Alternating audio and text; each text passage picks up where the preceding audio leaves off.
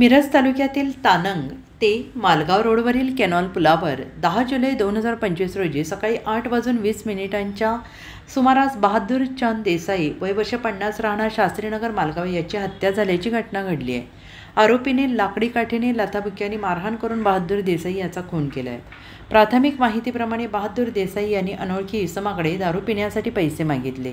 त्याने पैसे देण्यास नकार दिल्यानंतर बहादूर देसाई यांनी ब्लेड दाखवून धमकावले आणि त्यांनी अनोळखी इसमाने बहादूर याला शिवीगाळ करत लाकडी काठीने लाथाबुक्क्यांनी बेदम मारहाण केली। या घटनेत बहादूर देसाई यांचा जागीच मृत्यू झाला आहे। या घटनेची माहिती मिळताच मिरज ग्रामीण पोलीस ठाण्याचे प्रभारी अधिकारी पोलीस निरीक्षक अजित स्थित उपविभागीय अधिकारी प्रणिल गिल्डा डीसी पथकाने घटनास्थळी भेट देत तपास सुरू केला।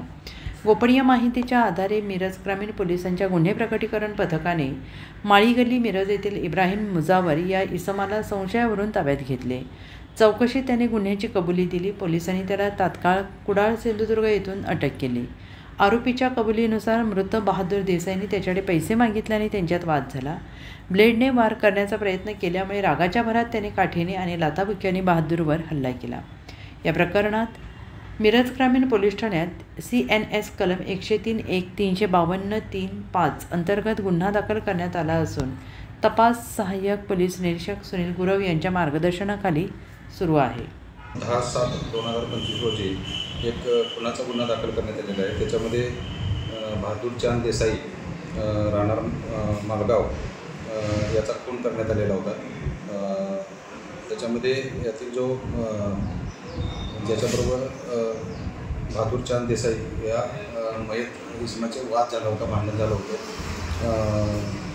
त्याच्या बाबतीत तपास केला असता माहिती घेतली असता इब्राहिम मुजावर या व्यक्तीने त्याला मारहाण केल्याची, त्याच्याबरोबर वाद झाल्याची आम्हाला माहिती मिळालेली होती। त्या अनुषंगाने आम्ही तांत्रिक तपास करून त्याच्यामध्ये सदर आरोपी हा सिंधुदुर्ग जिल्ह्यामध्ये सावंतवाडी येथे पळून गेल्याचं आम्हाला माहिती मिळाली। त्याचं लोकेशन त्या पद्धतीनं काढण्यात आलं आणि त्यानंतर सिंधुदुर्ग पोलिसांशी संपर्क करून त्याच त्या ठिकाणी ताब्यात घेण्यात आलेलं आहे। सदर आरोपीस तिथून ताब्यात घेऊन आता पोलीस स्टेशन येथे आणून त्या सदर गुन्ह्यामध्ये काल रात्री अटक करण्यात आलेली आहे आणि त्याची पोलीस कस्टडी घेऊन सदर गुन्ह्याचा पुढील तपास आम्ही करीत आहोत।